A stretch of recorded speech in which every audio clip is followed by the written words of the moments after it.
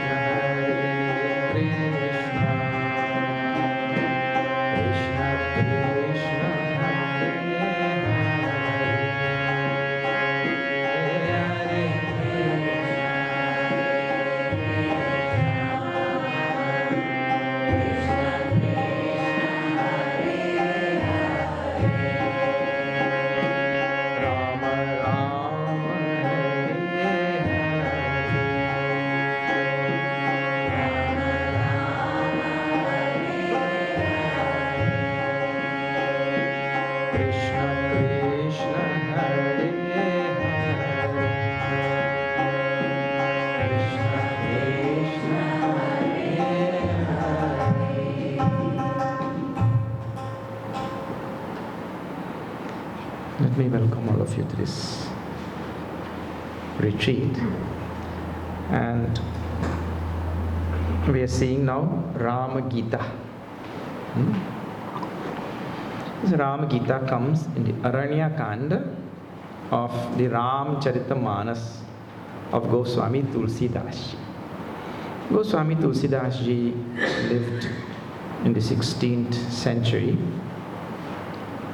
and he has written many wonderful works. The other very famous work of Goswami Tulsidas ji, which you know, is called as Hanuman Chalisa. And this Ramcharitmanas is second most popular. Hanuman Chalisa is more popular because it's short and everybody can memorize that whole thing. Everybody know it by heart.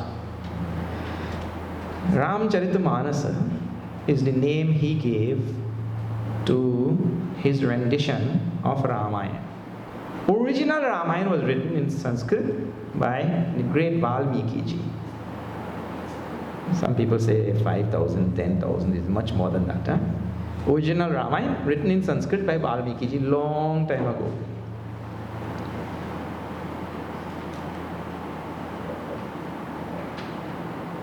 Long time ago. So, that Valmiki ji, some legends have it, Valmiki ji reincarnated in this Kali Yuga as Tulsidas ji and gave a rendition of this Ramayana in Avidya language. Avidya is a dialect of North India in that Awadh area, which is today called as Ayodhya. In that region, that language which they used to speak in the old days is called as Avidya.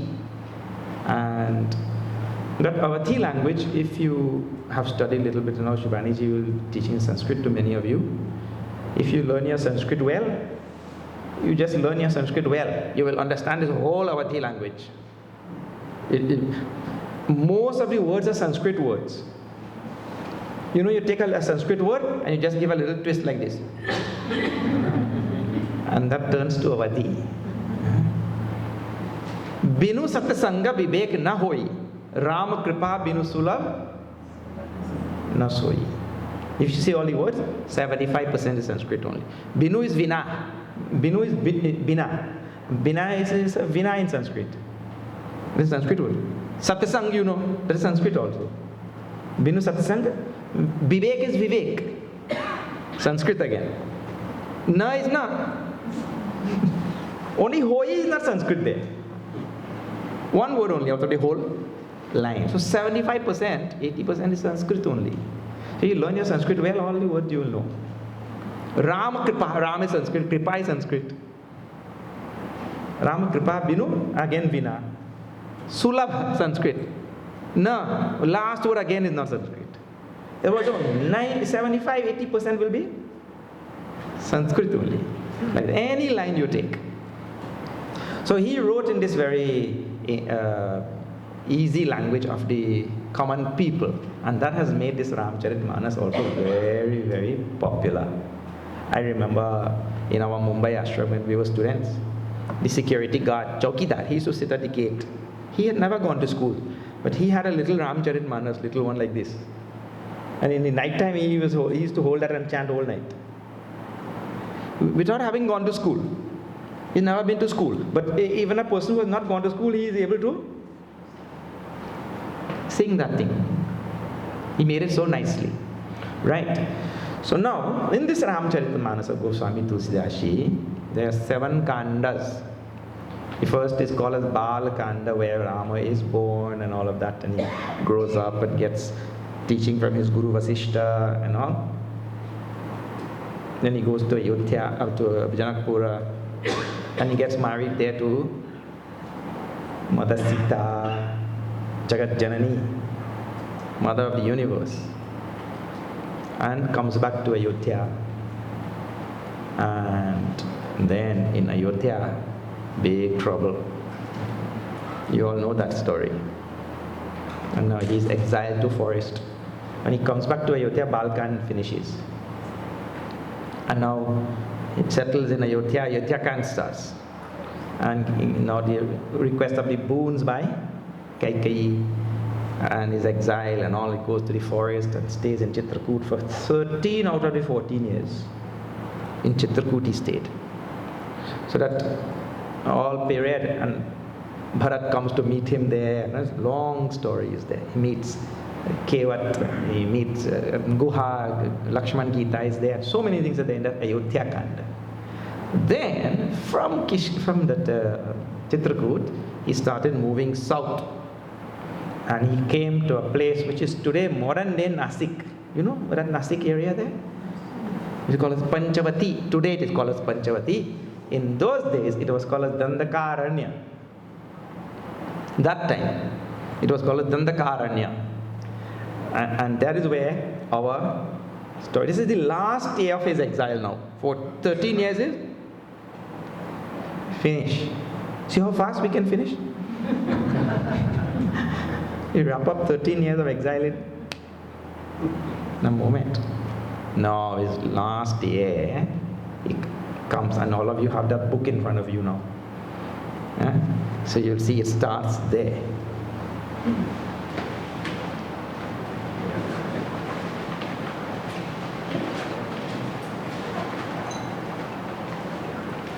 As you're finding that page, we'll chant some of the invocatory mantras of this Ramcharitmanas. Varnanam artha sanghanam rasanam chandasam api mangalanam chakartaro vande vani vinayakam avani shankaro vande Shraddha Vishwasarupinam Yabhyam Vinana Pashyanti Siddha Swantastamishwaram Vande Bodhamayam Nityam Gurum Shankararupinam Yamashrito hi vakropi Chandra Sarvatra Vandyate Nana Purana Nigamagama Sammatam Yad Ramayane Nigaditam Kvachidanyatopi Swanta Sukhaya Tulasi Raghunatha Bhasha Nibandamati Manjulamatnoti Bhasha Nibandamati Manjulamatnoti Hari Om.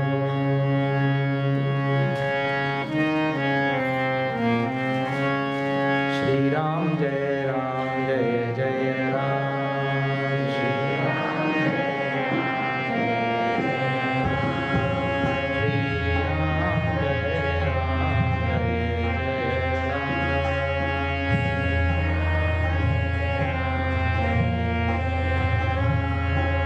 Shri Ram Jai Ram Jai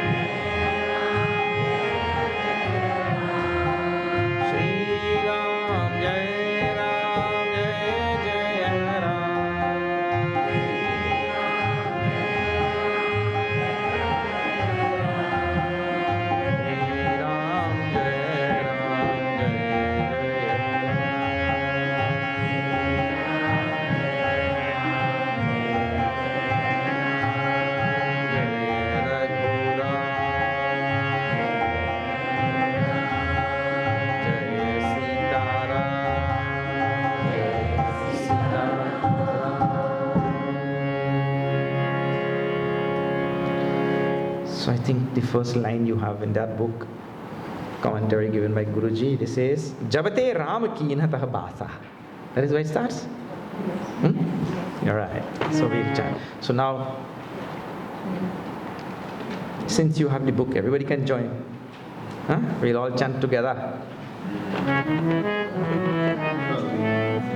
Page 12.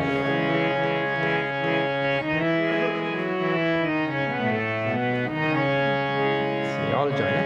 Jabate Ram Kinatah Basa Sukhi Vaye Muni Nikasa Giri Ban Nadi Tal Chhab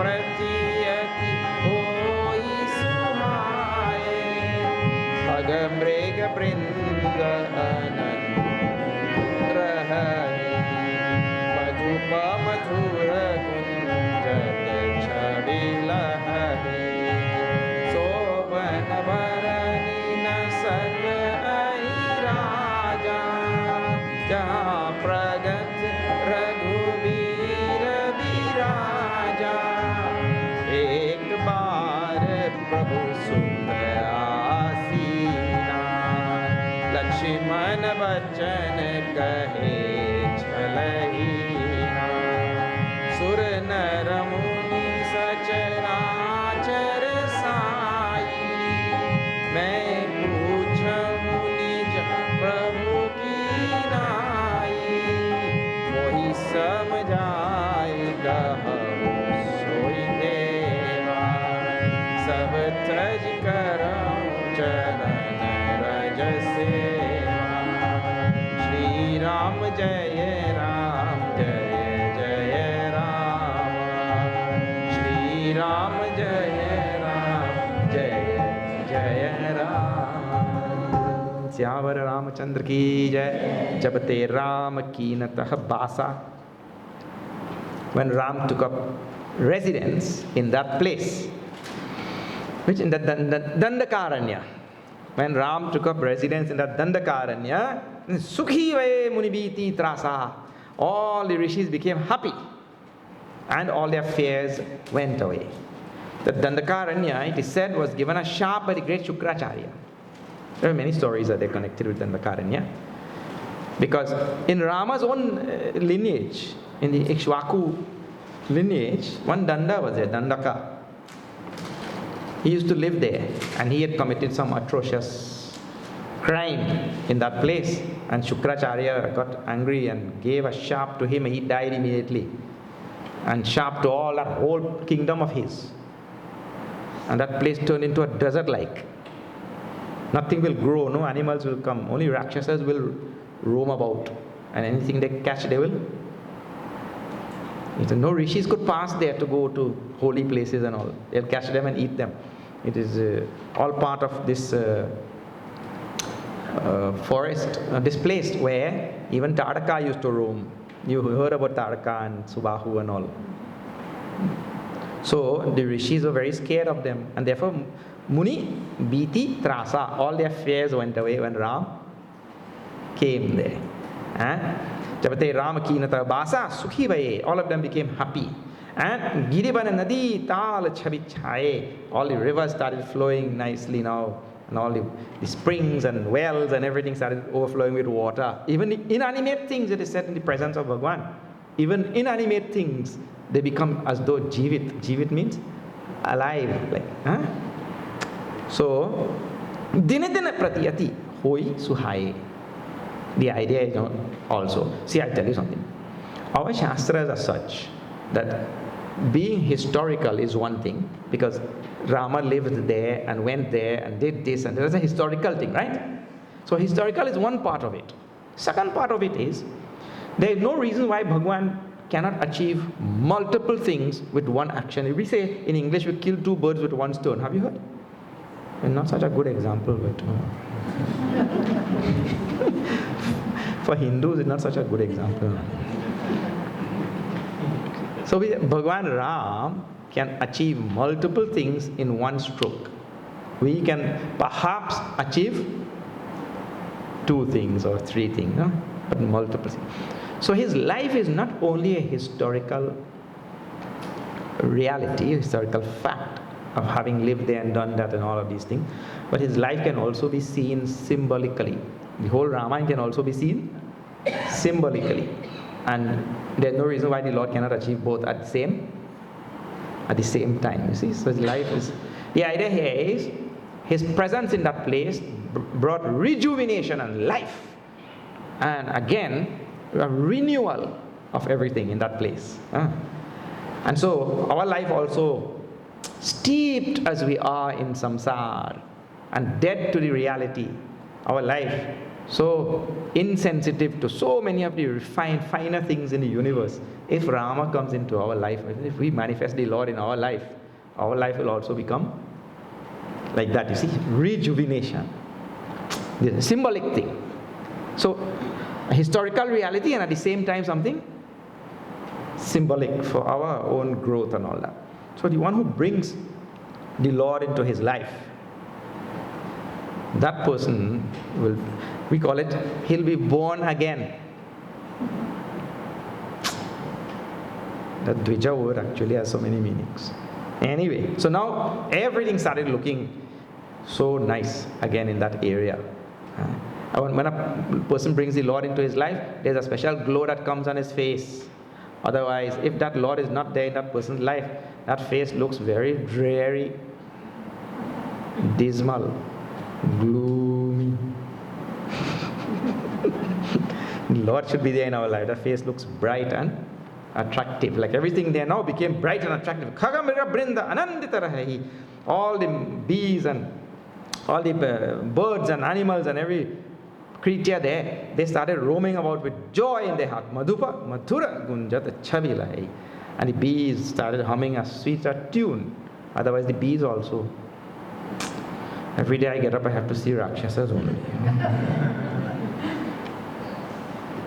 So the bees also became very happy. So Parani Nasake Ahi Raja. Tulsidaji loves this comparison, metaphor. He says this forest and everything there became so beautiful, it could not be described even by Sheshanag. Sheshanag is Ahi Raja. Means could not be described by Sheshanag means what?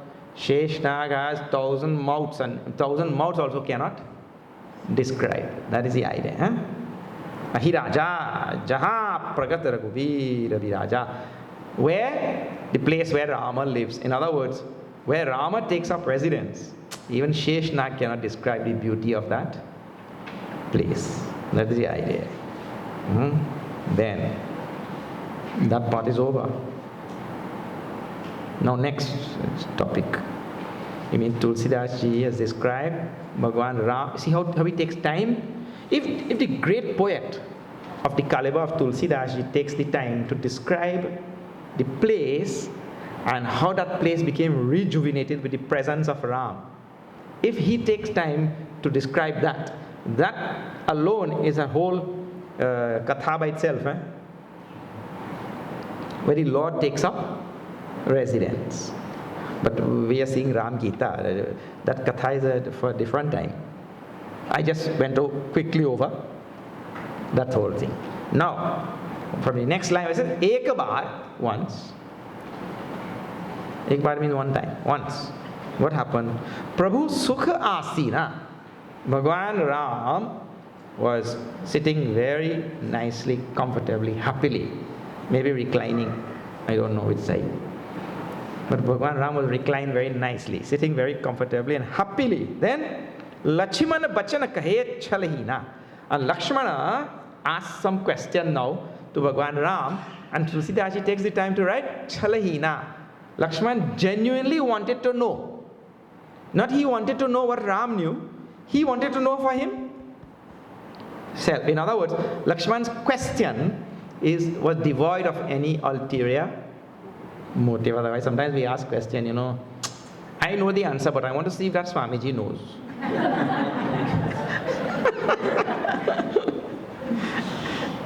So that's why he put Chalahina, with no sort of ulterior motive. And I tell you, there are some people, they really don't want that question to be answered. Because if that question gets answered, they will have nothing to ask next time. So what they say, Swamiji, this question is there. I want your opinion on it. Really?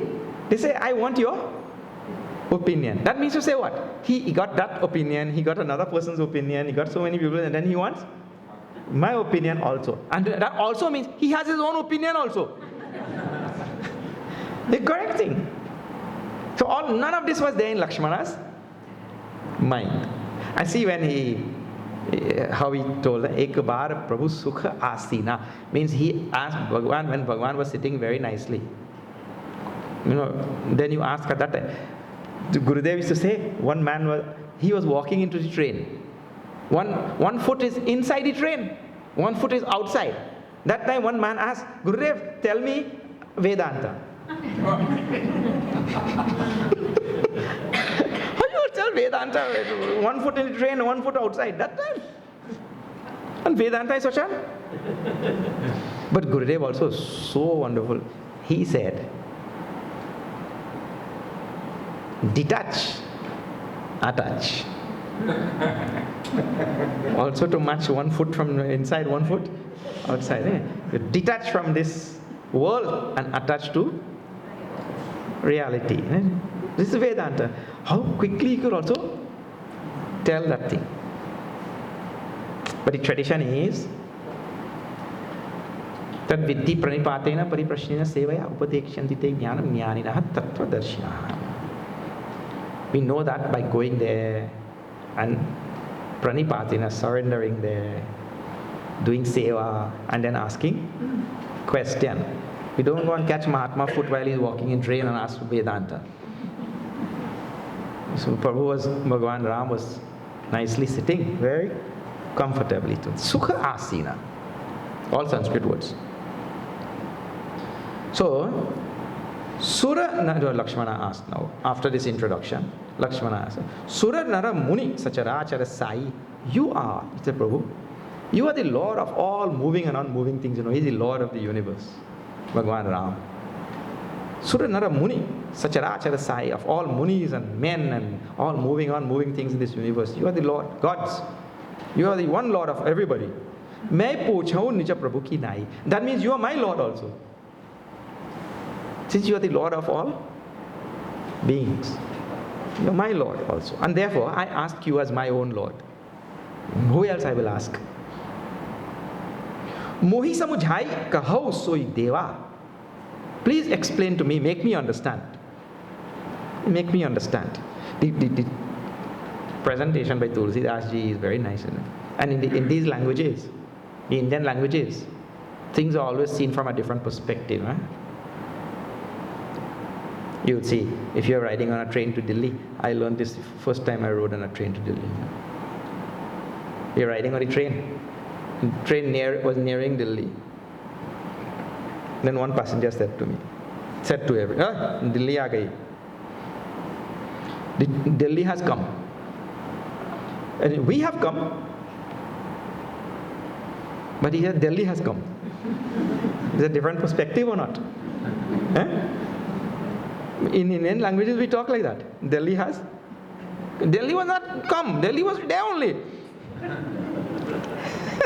But the languages are so structured. But it gives a different perspective on things. Do you know that is the absolute perspective,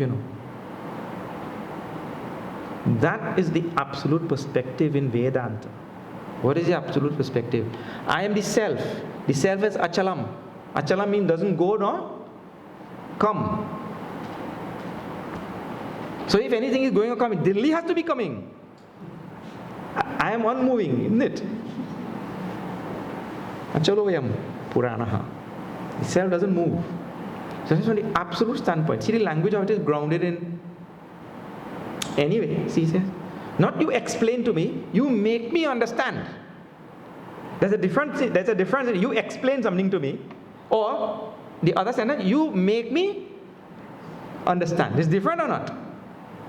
Different. Mohi samujhai. Make me understand. Kahu soi deva, he deva. Sab taji karao charana rajas seva. How I will be able to renounce everything in this world and do seva solely to you. I'll be able to renounce everything in this world and only do your seva. Make me understand that thing. And then now he asks 5 questions to Bhagavan. Gita starts because in any Gita, one person asks question. And the Lord answers that. So now Lakshmana will ask to Bhagwan Ram, and Bhagwan Ram will answer. So what are those 5 questions? Very briefly also. He asks very succinctly, briefly, quickly. Not long question. Sometimes when a person asking a question, you yourself can figure out what the question is. After giving a long, but a preface to that question, sometimes he himself forget what he was going to ask. So get the question very. That's why Gurudev is to make people write down that question. So you'll have it clear in your. Because if you have to write it, you have to have it clear in your. Right? Very, very succinctly, Lakshmana puts his question to Bhagwan Ram. See that?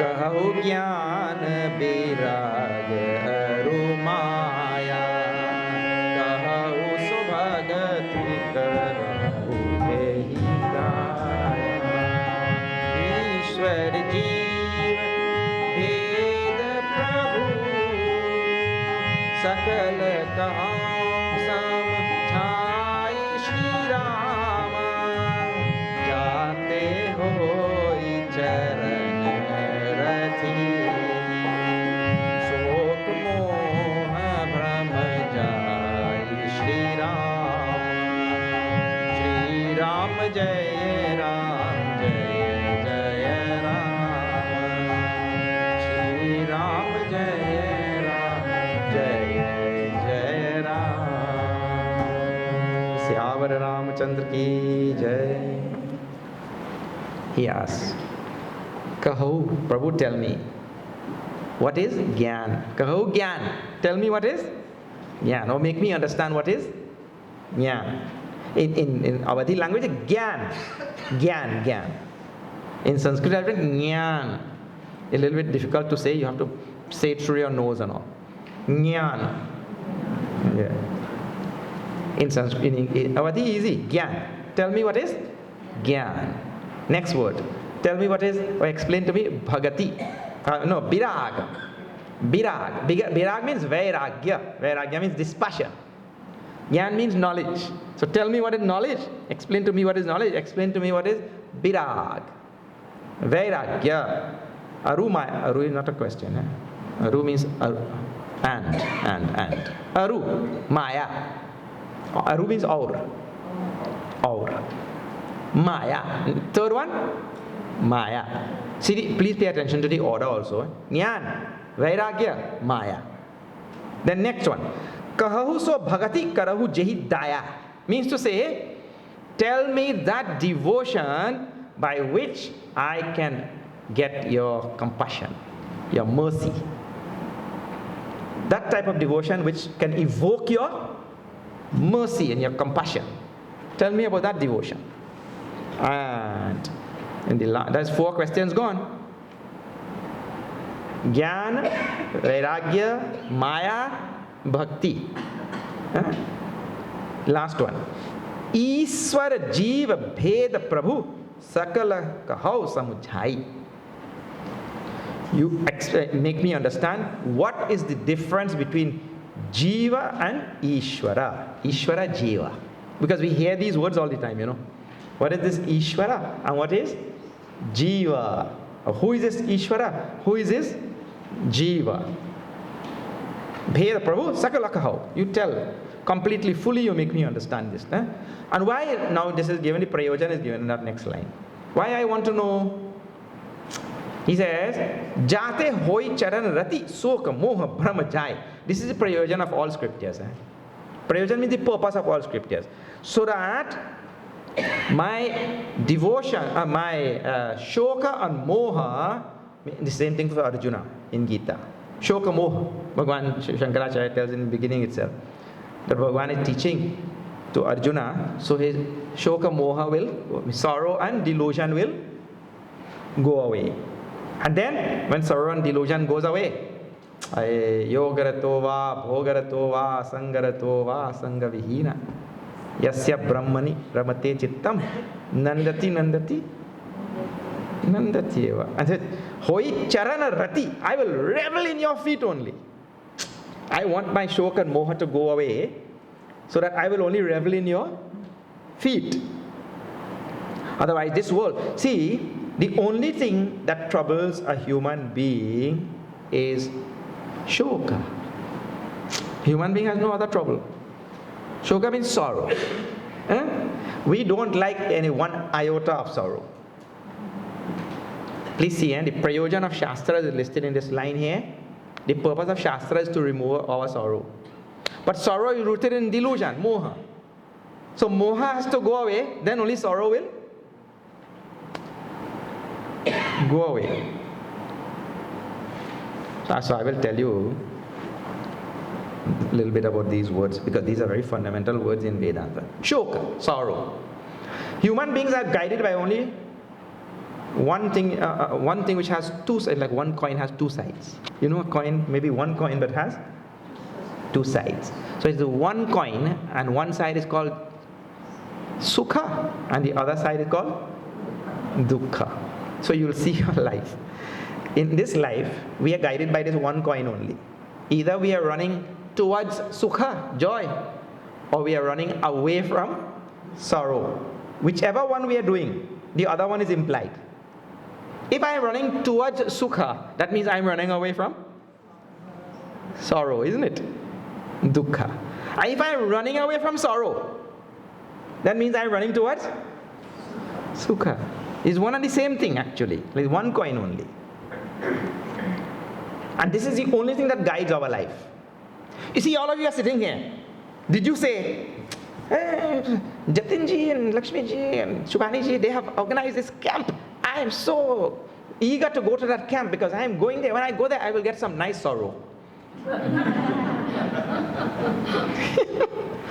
Anybody said? You came here for sorrow? No, you only think that somehow, somewhere, down at the end of the tunnel, there will be some joy, isn't it? It will lead in some way to some joy, some benefit, something that will bring joy to your life. And if not today, some other time. You see? So we only go when we know that there is joy there. And if we know there is sorrow there, we go only to bear that sorrow, knowing that after I bear this sorrow, like when people go to school, after I bear that sorrow, there will be some joy, isn't it? Does your parents teach you that from childhood? Beta, you go to school. I don't want to go. Nobody wants to go there. But why should I go to school, you ask? Because you will get education. But I don't want any education. They say, no, when you get education, you will get a good job. But I don't want to work. All this sorrow only. No, but when you get a good job, you will get good money. And when you get good money, you will get nice things. Then you will be happy. Okay, I'll go. You see, that's what they put in our head from childhood. That is all false. Don't think because I am telling it is all true. They put that in our head because there are many people in this world who never went to school and don't have any money and don't have anything, and they are much happier than we are. You know that. So that means that is proven false. That theory is proven false. There are many happy people in this world. I have seen many places. And there are other things. There are many people who got the education, got the good job, got the money, got everything, and still miserable. Correct or not? So that means all they are put in our head is false. Anyway, but that's how we are guided. Somehow we think that there is some happiness, so therefore we go there. And nobody goes for sorrow. So this is the guiding principle. It's called Sukha Prapti and Dukkha Nivritti. Our life is guided by that. So now, Lakshmana, just like Arjuna there, like any other ordinary human being, wants to remove the sukha, the dukkha and moha.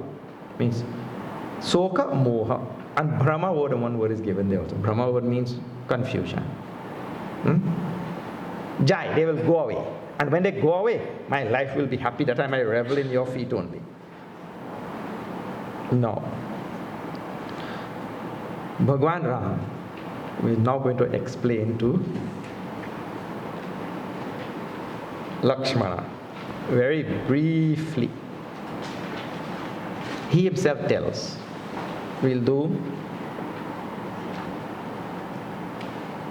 Thorhi Mahasava Kahu Jai. From there, see that.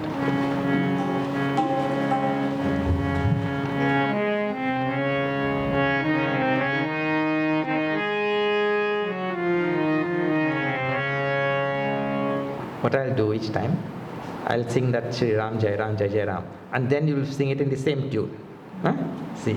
Shri Ram Jai Ram Jai Jai Ram, Shri Ram Jai Ram Jai Jai Ram, Shri Ram Jai Ram Jai Jai Ram, Shri Ram Jai Ram,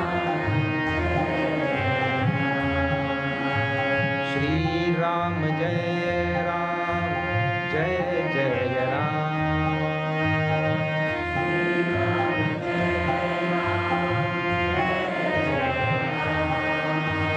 Shri Ram Jai Ram Jai Jai Ram. Shri Ram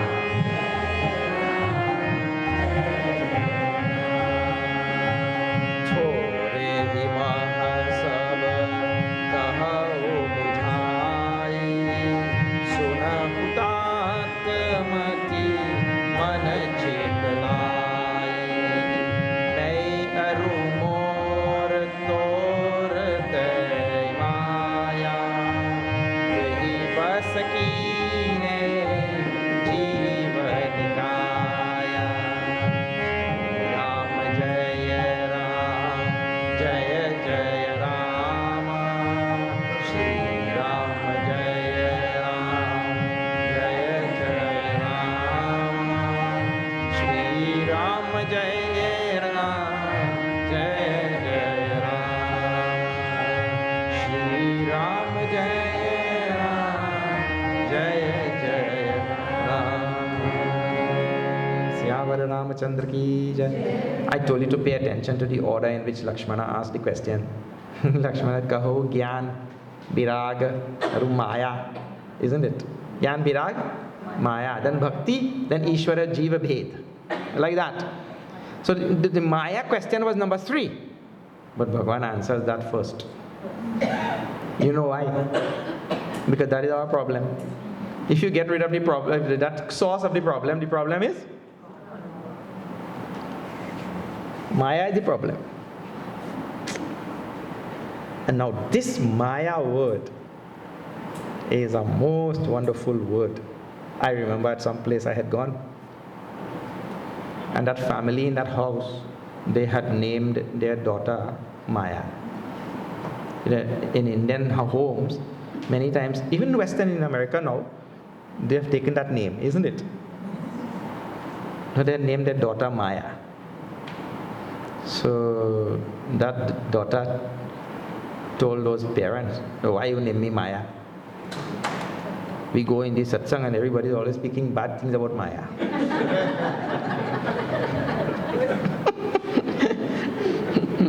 So Guruji was visiting that house. Swami Tejomanji or Guruji. So then she told Guruji, I don't know why my parents named me Maya. Guruji said, Arey, Maya is the divine power of Bhagwan, without which Bhagwan can do nothing. Huh? So this Maya word has been used variously and commented on variously and seen variously and all of that, right? And there are so many definitions of Maya.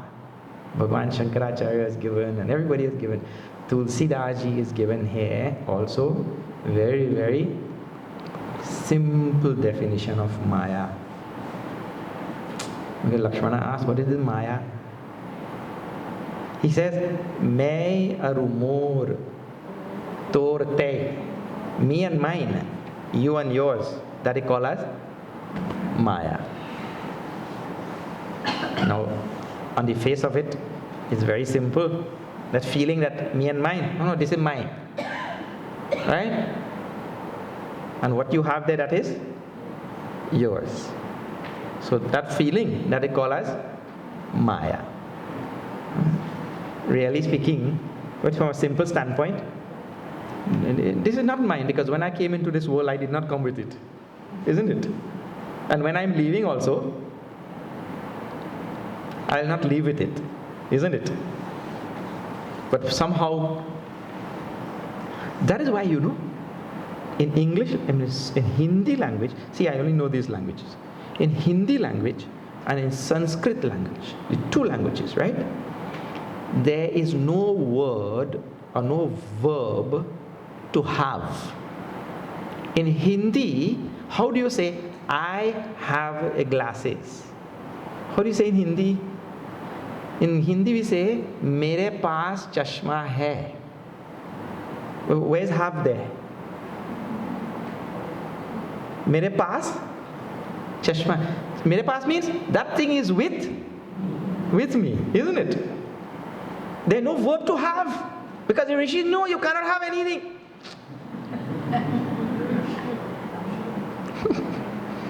You see, when I say I have it, I mean it is mine. In Sanskrit language also there is no verb to have.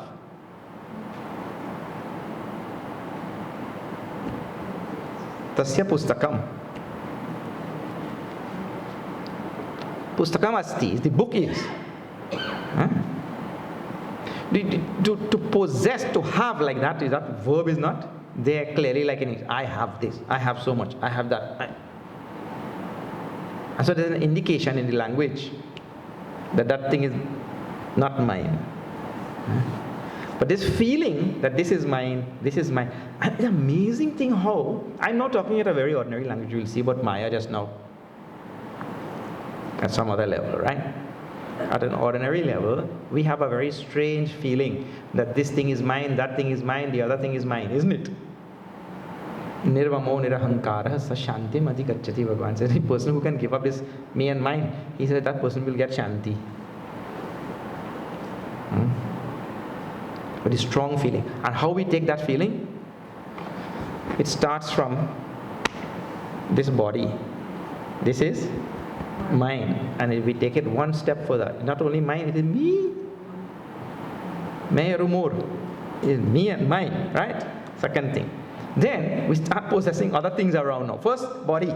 Then, and we also feel we can own human beings also. That gets so strong. Not only I own this body, but I own some. Yes, I own some other body. And this strong delusion goes on to other objects and other human beings and other things, and we own so many things. I own this airspace. And I own space, and I own land, and I own waters, and I own oil, and I own so many. And all these elements, they will devour us one day. Devour this body, and we are gone. We could not take any. One man told, I will put my money in a suitcase, and I'll keep it in the attic. And when I'm going up, I will. After he died, he really did, he put it there. After he died, and funeral was over, his wife went to check there. She opened that attic, that money is still there, where it will go? And money was still there. She told, I told that fool, he should have put it in the basement.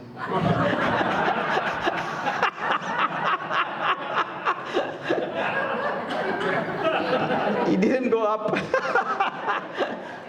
See, nothing in this world we brought and nothing we can take. So from a very ordinary standpoint also, really, we should not fall prey to this Maya, which makes us feel that this is mine, this is mine, this is mine. Nothing in this world is our. This body, let me tell you something. The baigan plant outside, that thing has more claim to this body than you. Correct or not? Because these cells in this body came from those plant, all the baigan and aloo and chana which we ate, na? Correct or not? They have more claim to this body than... Because by yourself, you cannot get cell. You cannot make any cells. If they were not there, you cannot make any cells. Who has more claim? Still we feel it is mine. So that feeling from a very ordinary standpoint itself is false. You know, that this is mine, this is mine. Starting from this body and all the other things. So to feel like that, that thing is caused by Maya. Now, I told you in the beginning also, you study this Maya a little bit, because it's a very, very profound word. And some people feel that Bhagwan Shankaracharya invented this word. Very wrong feeling. This word is there everywhere in our Shastras. Mama Maya Duratya, is in Bhagavad Gita, it is there everywhere. Kastarati Maya. Who crosses over is Maya? Narad Bhakti Sutta, everywhere this word is there. So, why I'm telling you that I had gone to Vrindavan at one time. And I went to some ashram. So those are Dvaitis. Dvaiti people. So we study Advaita. So the Dvaiti, he said, where you came from? I said, I came from Chinmaya Mission. What do you all study? We study Vedanta, Upanishad. Oh, which Sampradaya? Shankaracharya. He said, oh, okay. Hare Krishna, Radhe Radhe, I cannot talk to you. He said, he cannot talk to me. I said, why? He said, because you guys are Mayavadis. Mayavadis means we propound Maya. We speak about Maya, and they are not Mayavadis. They are Dvaiti. They only worship Krishna like that. But they feel that Shankaracharya Bhagwan invented this word and he went on propounding something which was not there in Shastras and this and that. Is all wrong feeling. Bhagwan Shankaracharya only explained, and nowhere better you will ever get any explanation than this Maya word. So now I will tell you Avyakta Namni Paramesha Shakti, he tells at one place. Very nice. I want you to study this Paramesha Shakti word. It is Avyakta also, unmanifest, and it is Shakti of the Lord, the power. Right? So now study Maya a little bit. I was telling in one of the mandirs last night, right? See this, in northern India, or across India, when you go, you see them they have boiling cane sugar, cane juice, and they make gourd. You know gourd? So you take a chunk of gourd like this, and you cut it in half. And from this half, you carve a murti of Ram. And from this half, you carve some statue of Ravan. Right? Same gourd,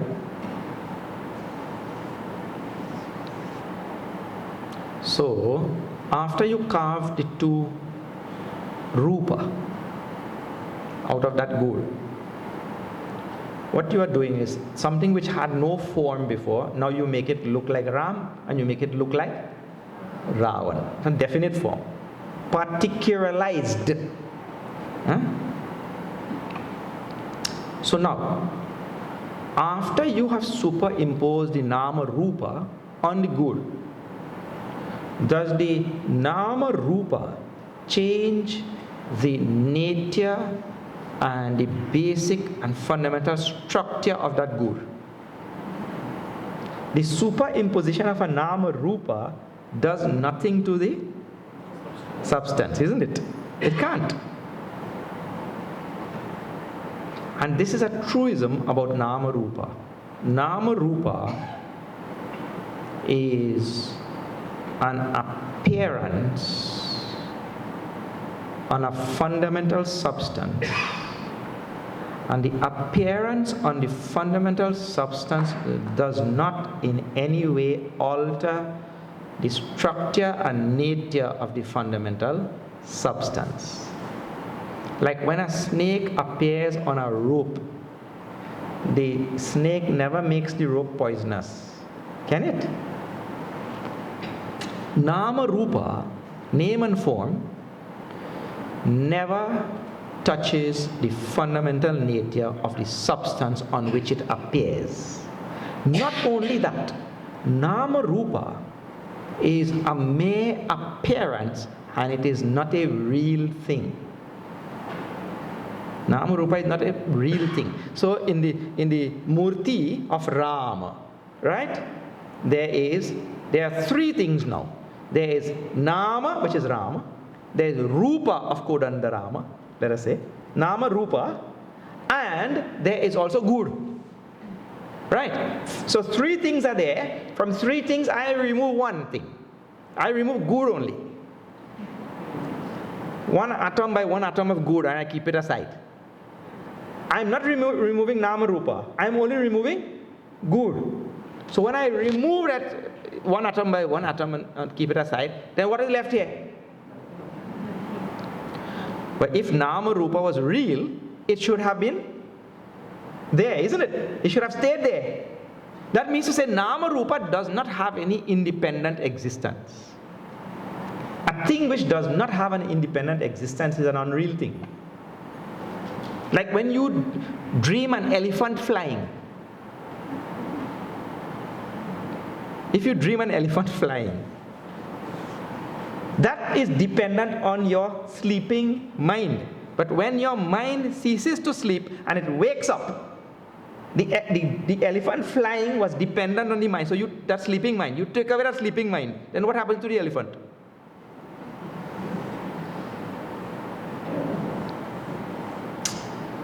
So now, that Nama Rupa which appears on the substance, that Nama Rupa is appearing only by the power of the Lord. That power of that Lord is called as Maya.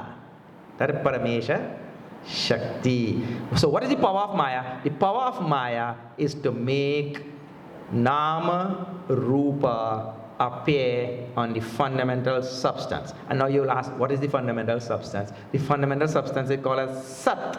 Sat means existence. Here we superimpose Nama Rupa on Good. That is the fundamental substance, right? But what is the fundamental substance of this universe? The fundamental substance of the universe is Sat, existence. How you know? Because everything exists. This exists or not? This exists also. The two things exist. The space in between exists or not? Now see, you show me something that doesn't exist. You can't. You can't show something that doesn't exist. Because if you are showing, that means that the thing exists. You see? This universe is only made up of existence. There is no second thing. Just like in this Murti of Ram, there is no second thing. There is only one thing, that is Good. Because when you touch Ram, you are touching Nama Rupa or Good? You are touching Good only, isn't it? Anywhere you touch. If you lick, it will not taste Ramish.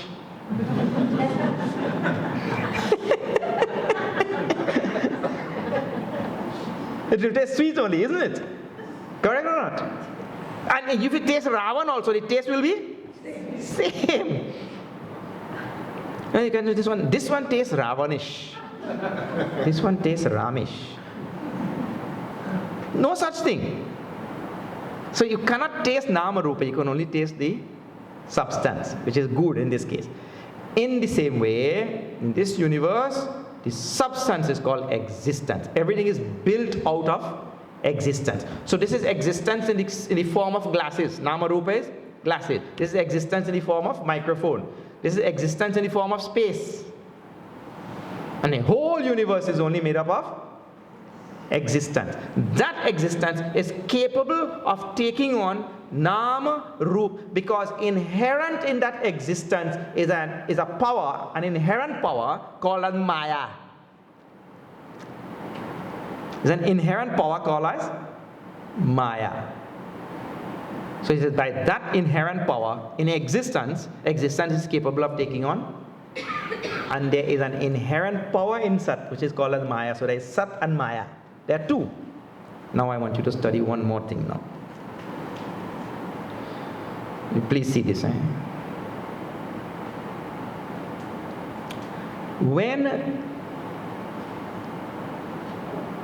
you look at a water under a microscope, you take water and you put a drop there and you look under the microscope, what you will see H2O, isn't it? You don't see anything else there. That teacher is asking that boy in the class, what is the formula for water? He said HIJKLMNO. What? You only said H2O. HIJKLMNO.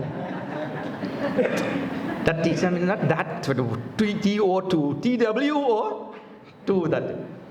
So, when you look under the microscope, you see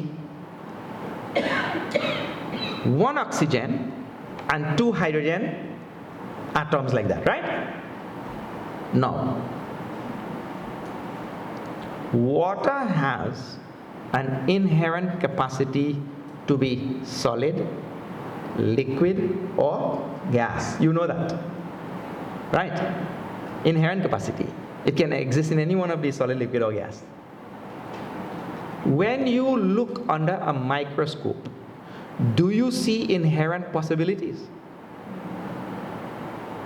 No. When we look under a microscope, all you see is H2O. You cannot just look under a microscope. Oh, this thing has 3 possibilities. You cannot see any possibilities there. Inherent possibilities, in other words, an inherent possibility does not differentiate or dualize the substance. There is no such thing as the substance and an inherent possibility which is apart from the substance to make it dual.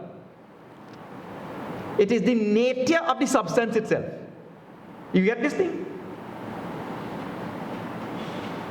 So when we speak about an inherent possibility, we are not talking about something which will dualize that material. An inherent possibility is something which is natural to that thing. So there is no duality. When the inherent possibility in Sat to take on countless forms does not in any way modify the substance itself. The substance always remains the same. So if that inherent possibility make it appear like this, and it did not change from Sat, it's still Sat, then that inherent possibility is not a second thing then. Because it did not bring about any change in the substance. You see? It's not a change agent. In other words, the Sat has the inherent power to appear as anything. And if it appears as that thing, see, when light appears on the screen as Amitabh Bachchan, and then on the other side of the screen, light appears that Gabbar Singh. And then Gabbar Singh comes and kills this Amitabh Bachchan. Did light die? What happened to light? Nothing, isn't it? The light is appearing here as one villain and appearing here as one hero, isn't it? But nothing happens to light. So if nothing happens, the inherent capacity to appear is not a second thing, because if it is a second thing, it should bring about some modification or some change, but nothing changes. This thing is preserved in physics. Matter is neither created nor destroyed. Matter energy, neither created nor destroyed. Therefore, I tell my class, in this universe is what you are seeing is Sat taken on all this Nama Rupa by the inherent power in Sat. It's not a separate power. It just is nature to take on all of this. And after all is said and done, nothing is said or done. Because what? If the thing starts off like this and remains as this, then what? Because Sat did not go anywhere, did not depreciate, did not appreciate, nothing, isn't it? Like matter and energy. Did not appreciate, depreciate, nothing. So after all is said and done, what a power of that reality to take on infinite forms, to take on Nama Rupa of time and space. All is Nama Rupa only. To take on so many powers. That power, that inherent power, to take on all of these Nama Rupa, that thing is called as Maya. And it is not a second thing which is there, which is apart from the reality. It is the reality's own inherent capacity to take on any form, to take on any Nama.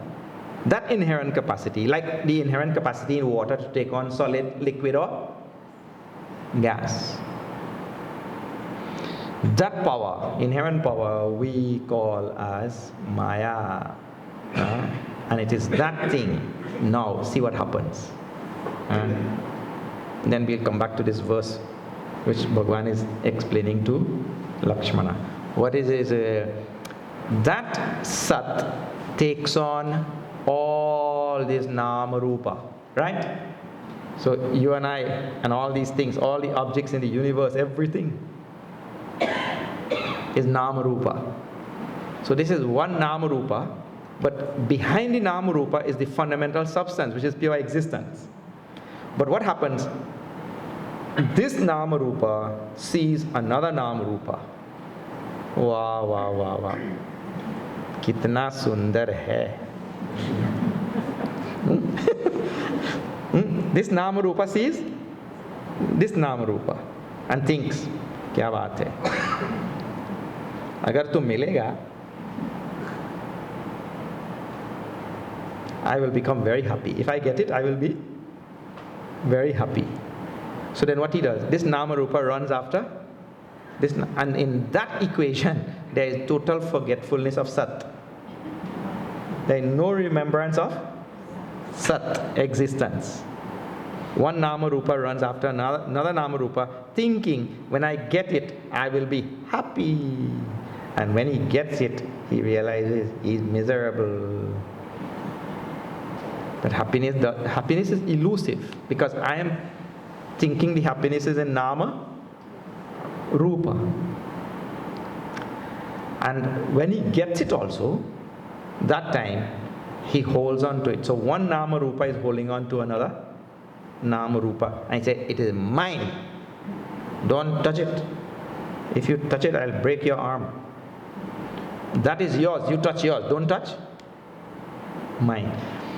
So the effect, the downstream effect of Maya, first it appears as Nama Rupa, then one Nama Rupa sees another one and gets attracted. What's that? Dhyayato vishayan pumsaha.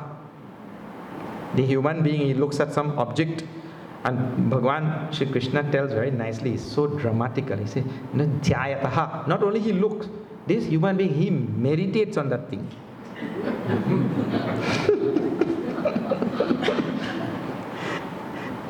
He meditates. He does not meditate on Sat like that. He meditates on that object, Nama Rupa. I mean, object is nothing but Nama Rupa Prasadana, Bhagavan Shri Shankaracharya tells. He meditates on that object and then starts thinking, oh, that thing will make me Purana. Purana means full, complete. Because right now I am Apurana. So that thing will make me Purana. So he runs after that thing, desires it and runs after it. And Bhagavan gives a ladder of descent. That leads from one trouble to the next. And he gets himself into big trouble. Good thing, Bhagavan says, Bhagavan Shankaracharya, see in Bhagavad Gita, Bhagavan Shri Krishna gives ladder of descent. Kamat krodho vijayate, krodhat bhavati sammoha, smriti vibhramshat, buddhi nasha, pranashati. He goes, you know this thing. But Bhagavan Shankaracharya says, why Bhagavan Krishna only gives ladder of descent? Somebody asked, Bhagavan, you only told how to fall down. What about getting up? Yes, you read the rest of Gita, you will. So you have to read the whole Gita. Bhagavan Shankaracharya said, feeling sorry for people. Satsangatve nisangatvam, nisangatve nirmohatvam, nirmohatve nischalatatvam, Nischala tattve jivan. In one verse, he reverses the whole thing. But this is, the jiva needs this, because the jiva, who is himself nama rupa, he goes on running after objects in this world, thinking that he will be happy. But what happens? What happens really? He finds himself from one trouble to the next. That is why our Gurudev used to always say, I never forget those words of Puja Gurudev. He used to always characterize the jiva. You know what it's called? The tottering jiva. Tottering jiva means the jiva like a little baby when he's tottering. Because every 2 steps this jiva is like that. And everything in this world is about. That's why I said even the highest emotion for a jiva is he falls in love. See this phrase? He falls in love. Instead of rise in love, he falls in love. Bapre. That's the first fall.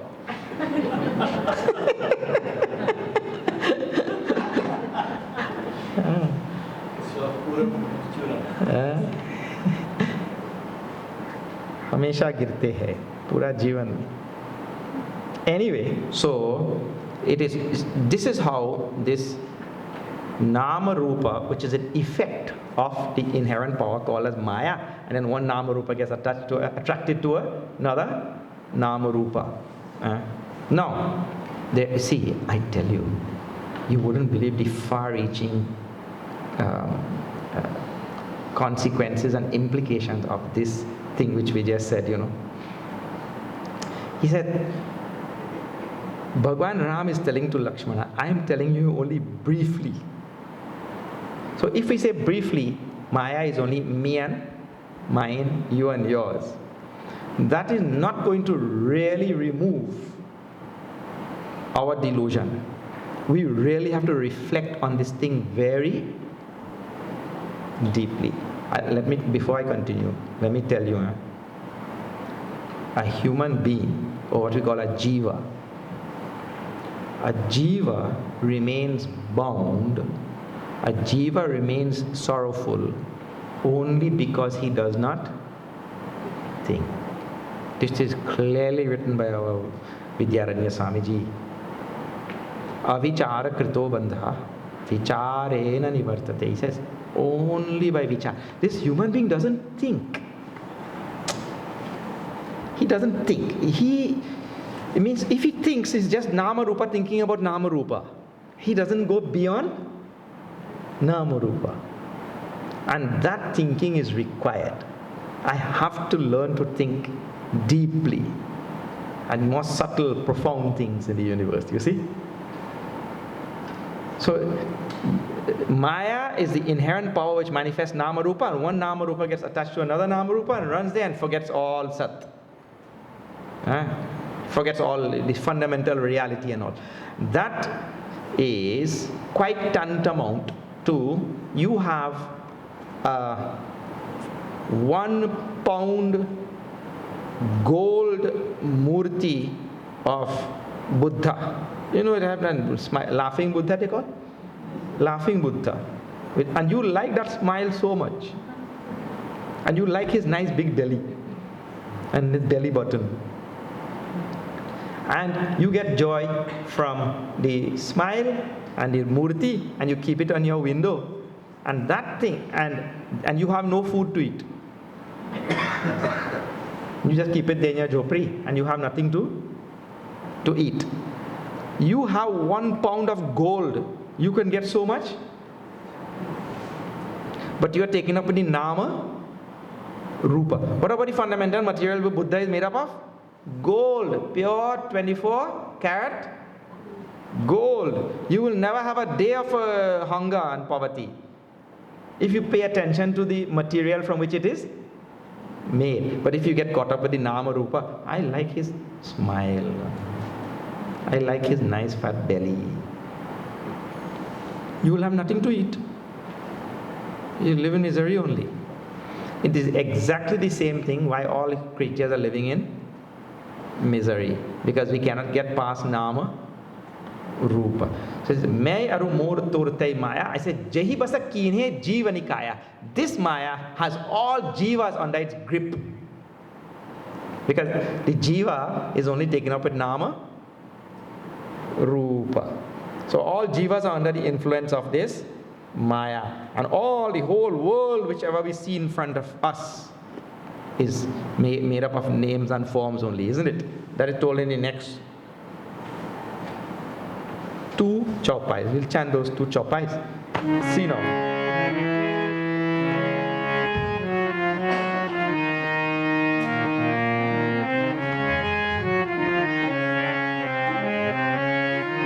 Shri Ram Jaya Ram, Jaya Jaya Rama.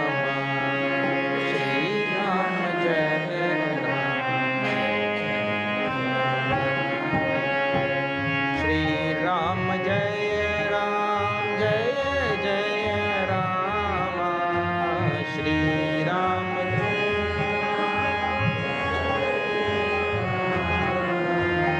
Go Go Char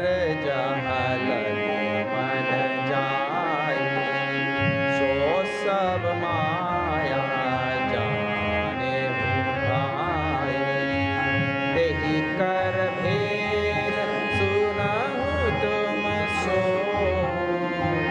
विद्या पर विद्या दो एक दुष्ट अतिशय दुख रूपा जावस जीव परा भव खूपा एक रचय जगत बस जाके प्रभु प्रेरित नहीं निज बल तागे श्री राम जय राम जय जय राम श्री राम जय राम जय जय राम सियावर रामचंद्र की जय गो गोचर जहाँ लगी मन जाई wherever our mind and senses can go in this universe, wherever it goes, it only goes in an ocean of nama rupa, and the nama rupa is superimposed on a fundamental substance which is called as sat. And I said, we get taken up with the nama rupa, but go gochar is wherever our senses, jahan lagi man jai, yoked to these senses. The mind is yoked to the sense, of the senses yoked to the mind, and it goes everywhere, looking at this, thinking of that, ruminating, pondering, wishing, hoping, this, that. How many things the mind is doing? It is all nama rupa only. Because whatever you are thinking is some nama rupa. Jahan, wherever it goes, so sab maya jane hu bhai. Bhagavan tells to Lakshmana, all maya only, all nama rupa. Tehi kara bheda sunahu, tumas sohu. But in this maya, there are 2 types. 2 types of maya. I'll explain that. Vidya, apara, avidya. There is Vidya maya and avidya maya. In other words, look here.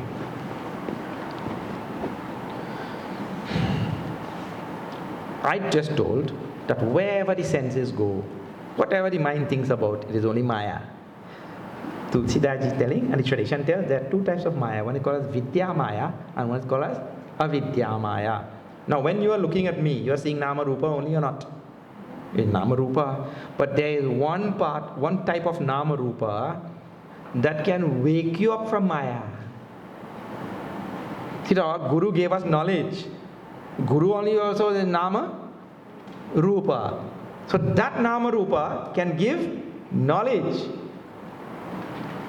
And with that knowledge, we can transcend all nama rupa. But the knowledge came from where? Within maya only. Within the maya itself, the knowledge came from there only. Correct or not? See, when you are reading Upanishad also nama rupa. But the nama rupa is such that it can wake up. Like for instance, in your dream, when the lion is chasing you, right? The lion is chasing. So you run until you cannot run anymore. And then the lion pounces on you. When it pounces on you, that time you scream and you wake up. So something from the dream itself, which was causing you sorrow in the dream itself, but something from the dream itself woke you up. You get that? It is from the realm of the dream, that thing which was causing sorrow, something from the realm of the dream only woke you up. So the realm of Maya, which is all Nama Rupa, among that realm of Maya, there is one part of Maya that can wake you up. In other words, we have to make that choice. This is why he tells, very famous verse. All of you will know him. See this in Balkan. Shri Ram Jaya Ram, Jaya Jaya Rama. Shri Ram Jaya Ram, Jaya Jaya Rama. Shri Ram Jaya Ram.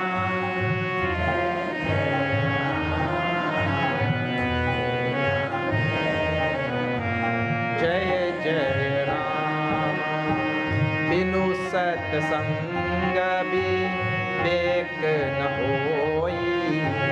Ram kripa binu sulabh na soyi. Shri Ram Jaya Ram, Jaya Jaya Rama. Shri Ram Jaya Ram, Jaya Jaya Ram. Syamar Ramachandra ki jai. Binu satsanga vivek na hoyi.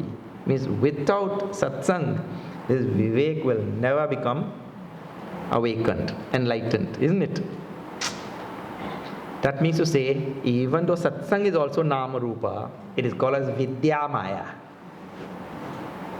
Anything in this realm of Nama Rupa, anything that can wake us up, that thing is called as Vidya Maya. And anything that puts us to sleep, our sleep gets deeper in this Maya, that thing is called as Avidya Maya. And this society, modern society which we live in, all designed to make us more sleep stronger. Isn't it? There is nothing in the society which is designed to wake us up. It is all designed to keep us in deep sleep only. You only have to make a strong effort. And what a concerted effort, and what a wonderful effort all of you have made to be here in this camp. Because this is called Vidya Maya. It is Maya, Nama Rupa only, but it's called Vidya Maya. Here is where we will wake up. So there are two types of Maya like that. But once we choose the right one, everything will be fine. Eka Dushta. One is Dushta, evil. One part of the Maya is evil because that sinks us deep, like quicksand, Quicksand, we go deeper and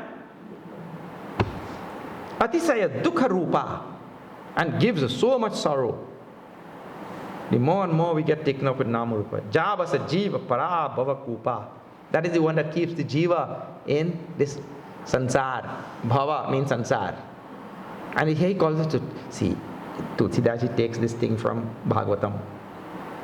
Bhava Kupa, he calls. You see, usually we say Bhava Sagar. You have heard, na? Bhava Sagar is the ocean of sansar. We call Bhava Sagar. But in Bhagavatam, Vidya uses this phrase, Bhava Kupa. Bhava Kupa word is the well of samsara. Well. That is the only well. When you fall there, you are not well. This is well of samsara. When you fall in that well, right? The idea, which by Tulsidas, she likes this word, in the ocean, if you fall and you can swim, you will swim out, right? But here he says this sansar is not like ocean. This sansar is like a well, because if you fall in a well and there is nobody to take you out from there, you are in trouble, isn't it? Well, swim or not, if you fall down a well and there is no person on the top. So the sansar is like that. Sansar is not like ocean, he means to say. Sansar is like a well.